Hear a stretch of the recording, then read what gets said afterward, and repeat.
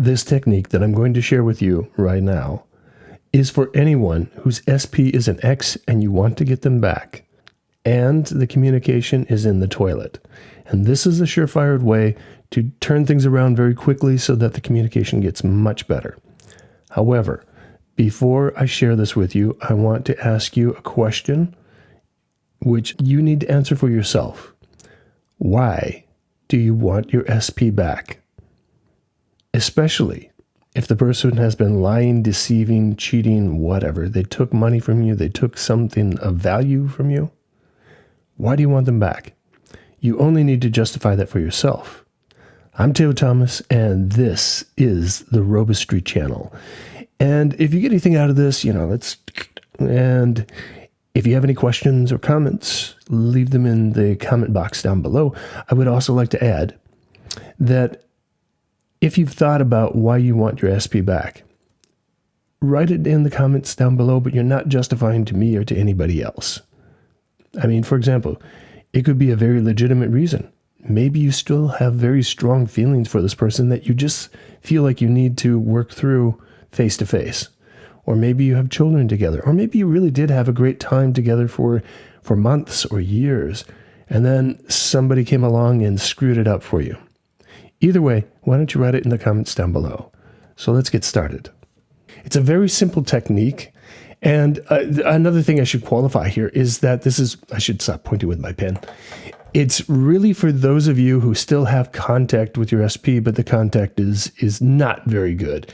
For example, you get anxious whenever you get an SMS, a text message, a WhatsApp, or an email, or they leave you a message, the phone rings, and you're uncomfortable with answering it because your SP is trying to manipulate you or acting like a real jerk or whatever. Let me get to the technique here. I'm doing this on one piece of paper. You should actually do it on two pieces of paper.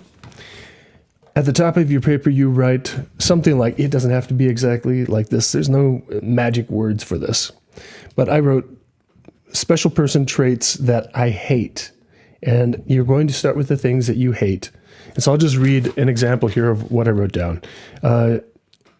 She or he farts in bed, burps loudly in restaurants, doesn't pay enough attention to me, acts secretively, talks bad about me behind my back, is manipulative, and so on and so forth. You make that list as long as you want. You could be on the front and back sides.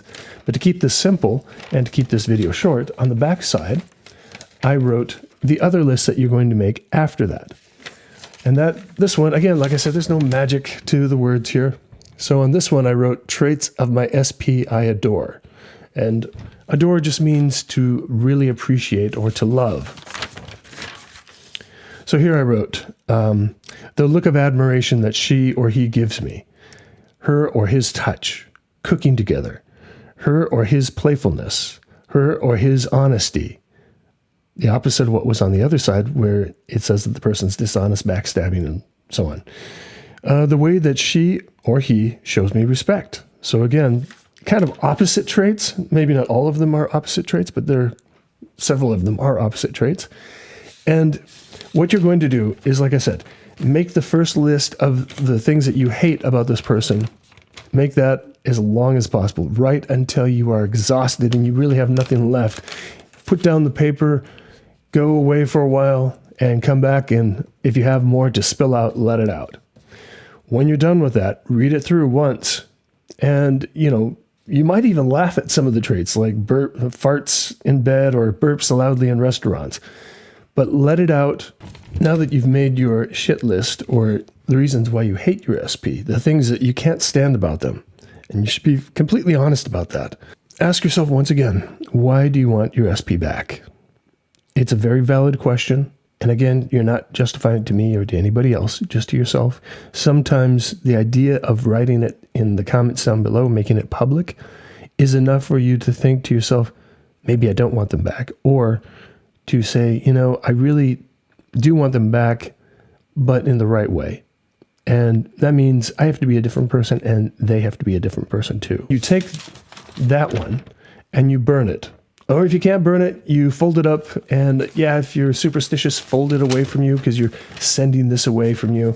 And if you're into the whole moon cycle stuff, then of course you do it during the waning moon, not the waxing moon or not the full moon, or do it during the new moon because that's the time that you release all of that stuff. But you know what? If you don't do that, really what matters is that you believe. And this really doesn't take a lot of belief. You just want to get rid of this. You could tear it up and throw it into the toilet and flush it away. That's actually a really good one. I like that technique, especially because I've lived in high-rise apartments before where I couldn't burn things not safely without setting off a fire alarm or anything like that. Or you could just throw it into the trash, tear it up and throw it into the trash. Now, the other list, and that's, again, why you do this on separate pieces of paper, but again, for convenience, I did this on one piece of paper. You keep that one, and you read it through 3 times or more. You could do the 3, 6, 9, where you read it through 3 times, take a break, read it through 6 times, take a break, read it through 9 times. I myself, I'm not superstitious. The whole thing is about getting past the gatekeeper of your subconscious mind. And so when you do this, you really want to be able to just release it. Now, when you're done with that, you can fold it up. And if you're into that whole superstition thing, as long as it gets you past the gatekeeper of your subconscious mind, that's all that matters. I don't really care why you do it. But then you fold it towards yourself because you want to bring it to you. And some people say, fold it 3 times, fold it 6 times, fold it 8 times, 9 times, or whatever. You fold it towards you, okay?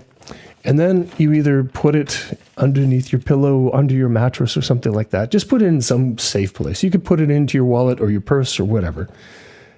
And just remember, anytime you get a message from that person, whether it's a voice message or, like I said, a text message, an email, whatever, really remember the good times that you had together, and that this person is not the person that you hate, that this person is the person that you adore, the person who respects you and loves you and honors you for the person that you are.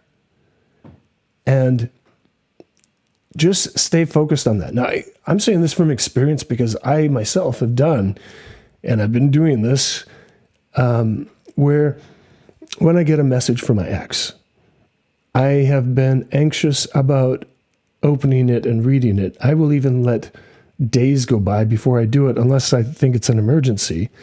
But I will let days go by before I will open it, simply because there have been so many times where she's been attacking and essentially screaming at me through text or through an email. And I don't tolerate that well. And I wrote her back an email. Very calm and stoic.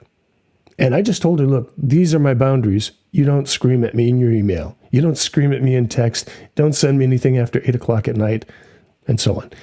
And if you're like me, it's hard sometimes to let go of the emotional. So I use an AI to help me with that. You could use ChatGPT. You could use the one that Microsoft has. You could use Google's. It doesn't matter. Just you tell it what you're trying to say, and it will help you to perfect it so you get that stoic message. And you also tell it how you want to say it. So like, I want to be stoic, I want to be charismatic, things like that. Before you read the email, before you read the message, whatever, get yourself into that state of the person that you loved before is contacting you with respect and with dignity. And if you still are struggling with it, use one of the AIs to read it for you, and then ask it to summarize the message for you.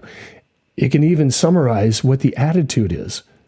And I've been using that for months, and it's really been helpful because this way I don't have to go through getting the daggers in my heart or in my back or in my stomach or wherever. I just simply let the AI read it, and I say, tell me what's the tone here?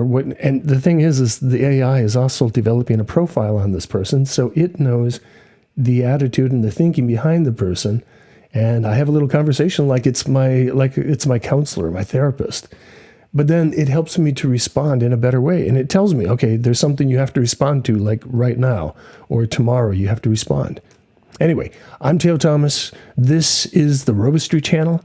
If you got something out of it, please give us a thumbs up. And hey, if you're curious or interested in more of the kind of videos I produce here, then go ahead and subscribe. I totally welcome that. In fact, I encourage you to do it. And leave messages down below. You could tell me about your own experience or ask me questions, so long as it's not attacking and vicious. Then you can keep it to yourself. Which is another thing you can tell your SP. You can tell them, you know what? When you've got an attitude problem, when you're really, really angry, keep it to yourself. I don't need to know about it. I don't need to know what you think about me when you're not in a good place. Thanks.